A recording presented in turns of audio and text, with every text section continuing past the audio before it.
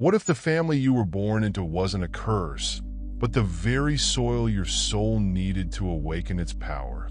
Stay with me, because within the pain you've endured lies a gift that could transform not just you, but generations to come. Can you imagine if your soul picked your family before you were born? Not in a haphazard or chaotic manner, but with the precision of a great artist. Your soul made this decision after considering this existence and the hardships it will face. This is where I'll grow. This is where I'll awaken. And yet, you're wondering why you were placed in a household that feels like a battleground. Why were you reared in an atmosphere that seemed to erode your spirit instead of safeguarding it? I've been there. You have been there. And this is the reality. Being born into a toxic home does not constitute punishment. It's not karma returning to bother you. It is a gift, an enormous, life-changing, paradigm-shifting gift. But I know it doesn't feel that way. Not yet. So let's delve deep into the core of this riddle and discover the tremendous lesson concealed beneath your anguish. Click subscribe to The Bloom to receive more profound spiritual lectures. Toxic families are like fire. They burn, they hurt, and leave scars. They also forge. They temper your spirit like steel. They dispel whatever illusions you might have had about life being easy or fair.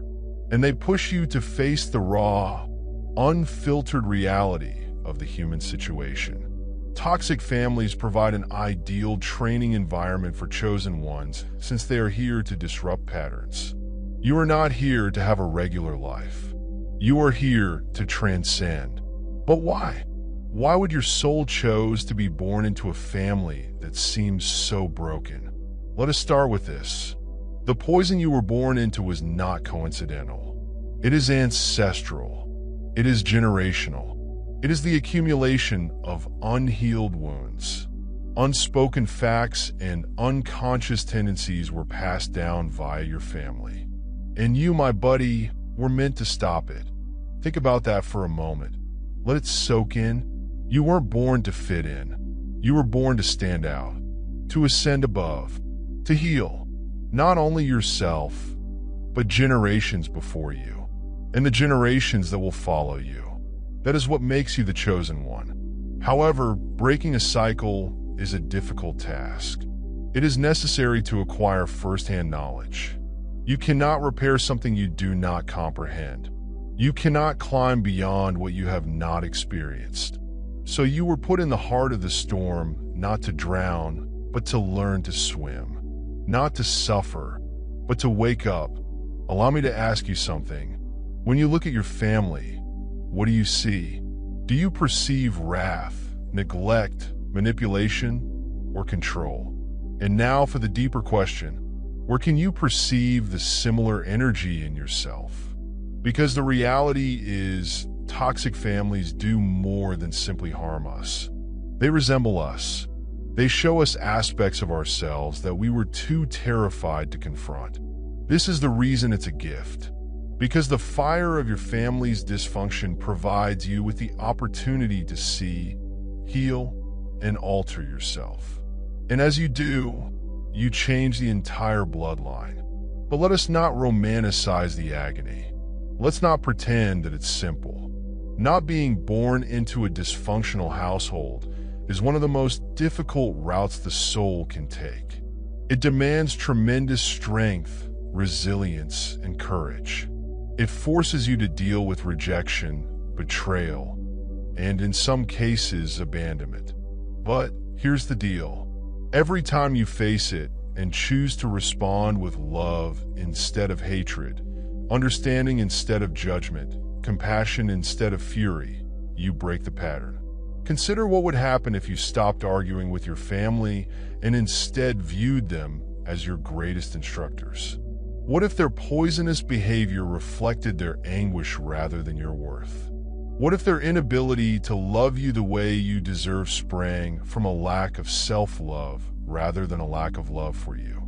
This is when the transformation occurs, when you stop viewing your family as the enemy and instead see them as wounded souls doing their best with what they have. When you stop questioning why they are hurting me and instead ask, what are they teaching me? That is when you start to unleash the gift. Because this is the truth. Your family's toxicity is not your responsibility to bear. It's an invitation to mend. It's an invitation to recall who you are, beyond their forecasts, beyond their aspirations, and past their sorrow. It's your invitation to claim your power as a chosen one. But here's the catch. You cannot cure your family. You can only cure yourself. This creates a ripple effect that alters everything. Allow me to share something really personal. When I was younger, I believed that if I was only good enough, successful enough, or powerful enough, I could save my family. I could save them. But the more I tried, the more I understood that preserving them was not my responsibility. My job was to save myself. My duty was to break away from the patterns that had kept me bound. And as I did, something extraordinary occurred. The family dynamics started to alter. Not because I compelled them, but because I changed. Being chosen one has this kind of power. You don't need to resist the darkness. You only need to show your light. But let me ask you something. What does it mean to shine a light in the midst of darkness? What does it mean to love oneself even if no one else does? What does it mean to choose calm among chaos? These are the questions you need to answer. These are the questions that will guide you during your adventure. Here's the most wonderful portion. The moment you stop viewing your family as a curse and instead see them as a blessing, everything changes. When you stop opposing your path and begin to embrace it, you step into your power. Because the fact is that you were not born into a dysfunctional home to be damaged. You were born into a poisonous family. To ascend, to heal, to awaken. Let's take a moment to dig deeper. You see, there is something remarkable that occurs when a soul is immersed in confusion, dysfunction, and sorrow. A poisonous family inflicts wounds that leave more than scars. They leave holes. Openings allow light to enter. Openings for consciousness to arise. Opportunities for transformation to begin. But there's a contradiction before you can perceive the gift. You need to address the hurt. And this is where most folks get stuck. They resist the anguish. They battle it. They rush away from it. However, suffering, particularly that caused by family members, is unavoidable. It's something you must confront head-on. Consider the wounds you bear from your family. Perhaps you were chastised so frequently that you began to question your own value. Perhaps you were so completely disregarded that you began to feel your voice didn't matter. Perhaps you were so heavily regulated that you lost how to trust yourself. Perhaps the affection you desired came with restrictions, and you came to associate love with performance, approbation, or sacrifice. These wounds are genuine. They hurt. They shape you. However, they are also the spark for your awakening, because each wound has a lesson. Each scar tells a tale. Every sorrow has the possibility for progress. Allow me to ask you something. What feelings do you get when you think about the suffering your family has given you? Is it wrath, resentment, or sadness? Now for the bigger question. What are your emotions teaching you about yourself? You see, the chosen ones are not only here to cure their families. They're here to cure themselves. And the healing process begins when you recognize that the hurt inflicted on you is not personal. It is about them, their injuries, worries, and limits. However, you eventually internalized it. You made it about yourself. You accepted their grief as your own. Here's where the work starts. The process of detaching oneself from the narrative your family has created for you. The task of recovering your identity, value, and power. But how? How do you recover from such profound wounds? Do they feel like a part of your DNA? How can you break away from habits that have been passed down through generations? It starts with awareness. Recognize that how your family treated you does not represent your value. Be aware that their poison is not your destiny. Understand that you are not here to repeat the cycle. You're here to put a stop to it. But awareness is only the first step.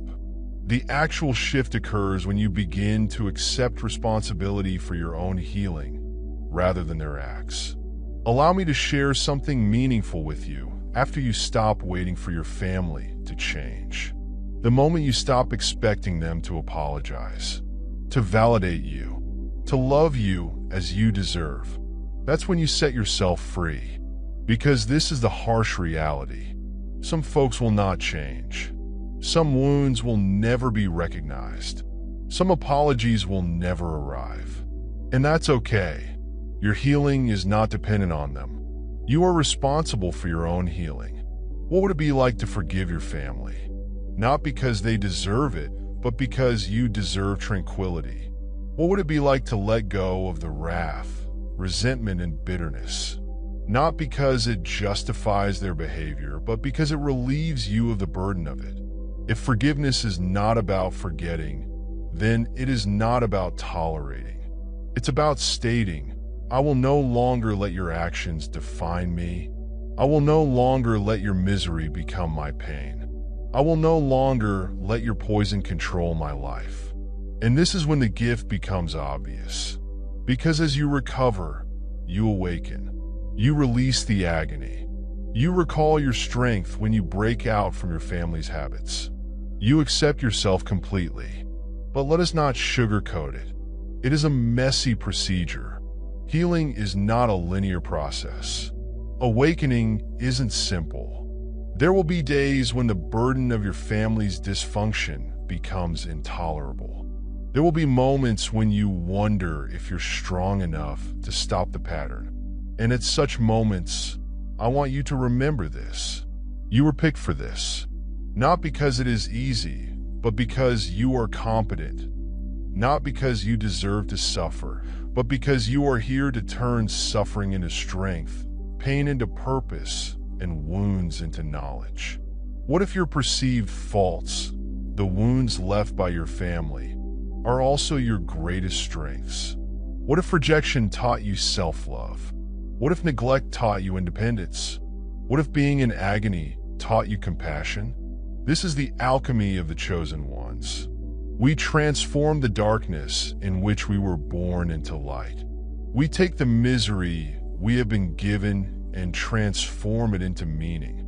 We take the cycles we inherited and turn them into liberty, not only for ourselves, but for those who will come after us. Because here's the deal. Your healing is not only about you. When you recover, you benefit your whole family. When you break free, you show others that freedom is attainable. When you embrace your power, you allow others to do the same. This is why toxic families are a gift. Not because the agony is justifiable, but because it serves a purpose, which is waking. So, let me ask you something. If you understood that your family's poison was the catalyst for your change, how would you react? What if you knew that every hurt was an opportunity to grow? How would you reply to this? The fact is that you are not a victim of your family. You are the spark for their development.